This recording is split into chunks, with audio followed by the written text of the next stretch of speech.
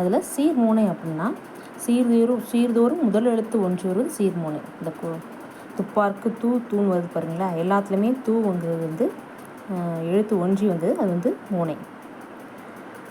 அடிமோனை அப்படின்னு பார்த்தோம்னா அடிதோறும் முதல் சீரின் முதல் எழுத்து ஒன்றி வருவது.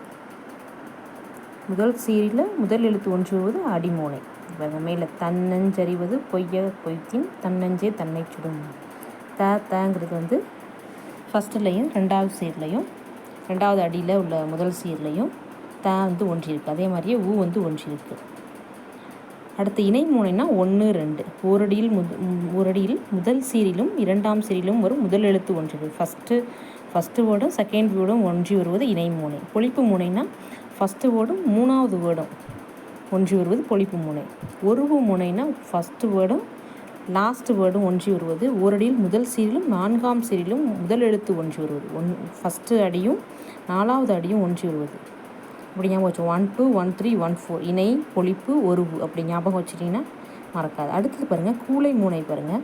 1 2 3 அதில் வந்து முதல் சீரிலும் இரண்டாம் சீரிலும் மூன்றாம் சீரிலும் ஃபஸ்ட்டு செகண்டு தேர்டு மூணுலையுமே ஒன்று. மேற்கதுவாய்னா 1 3 4 ஓரடியில் முதல் சீரிலும் மூன்றாம் சீரிலும் நான்காம் சீரிலும் முதல் எழுத்து ஒன்றி வருவது மேற்கதுவாய் முனை. 2 மட்டும் விட்டுறணும். அடுத்தது பாருங்கள் கீழ்கதுவாய்னா 1 2 4 ஓரடியில் முதல் சீரிலும் இரண்டாம் சீரிலும் நான்காம் சீரிலும் முதல் எழுத்து ஒன்றி வருவது. அடுத்து பாருங்கள் முற்று முனைனா 1 2 3 4 செயலில் 4 சீரிலும் முதல் எழுத்து ஒன்றி வருவது முற்று முனை எனப்படும்.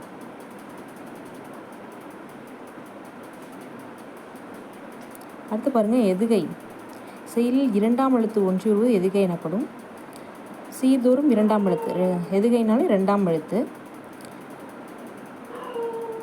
அடி எதுகைன்னு பார்த்தீங்கன்னா சீர்தோறும் அடிதோறும் இரண்டாம் எழுத்து ஒன்றி வருவது அடி எதுகை. வானம் தானம்ன்றது பாருங்கள். முதலடியின் இரண்டாம் எழுத்தும் இரண்டாம் அடியின் இரண்டாம் எழுத்தும் ஒன்றி வந்துள்ளன, அதான் அடிதோறும். அடுத்து இணை எதுகைனா 1 2 ஒரு அடியில் முதல் சீரிலும் இரண்டாம் சீரிலும் வரும் இரண்டாம் எழுத்து ஒன்றி வருவது இணை எதுகை. பொய்யாமை ஆற்றின் அறம்பிற. இப்போ இன்னு ஃபஸ்ட்டு 2 மட்டும் அதே மாதிரி தான். மூணையில் எப்படி பார்த்தோமோ அதே மாதிரி தான். 1 2 1 3 1 4 பொழிப்பு எதுகைனா முதல் சீர் மூன்றாம் சீர் ஒன்றி வருவது, இரண்டாம் எழுத்து ஒன்றி வருவது. அதே மாதிரி ஒரு ஒன்றாம் ஃபஸ்ட்டு சீர்லேயும் நாலாவது சீர்லேயும் இரண்டாம் எழுத்து ஒன்றி வருவது. கூளை எதுகைனா 1 2 3 ரெண்டாம் எழுத்து ஒன்றி வருவது. மேற்கதுவா எதுகைனா 1 3 4 கீழ்கதுவா எதுகைனா 1 2 4 ஓரடியில் முதல் இரண்டாம் நான்காம் சீரிலும் இரண்டாம் எழுத்து ஒன்றி வருவது.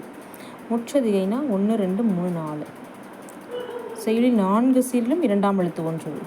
ஒரு லைன் எடுத்துட்டோம்னா அதில் எல்லாத்துலேயுமே ஒன்றி வந்துச்சுன்னா அது பேர் முற்றெதுகை. அடுத்து ஏய்புன்னு பார்த்தீங்கன்னா செய்யுளின் அடிகளிலும் சீர்களிலும் இறுதி எழுத்தோ அசையோ சீரோ ஒன்றி வருவது ஏய்பு தொடை எனப்படும். பார்த்தீங்களா, கூடும் மூடும் நாடும் இப்படி ரைமிங்காக வந்துச்சுன்னா அது பேர் ஏய்பு. தென்றல் விளையாடும் மழை, தமிழ் முனிவன் மலை, வாழும் மலை. ஸோ இதெல்லாம் வந்து ரைமிங்காக வரதை வந்து ஏய்புன்னு சொல்லுவோம். ஸோ இது கண்டிப்பாக பார்த்துக்கோங்க. எக்ஸாமில் எப்படியாவது ஒரு கொஷின் ஆச்சும் அதுலேருந்து வந்துடும்.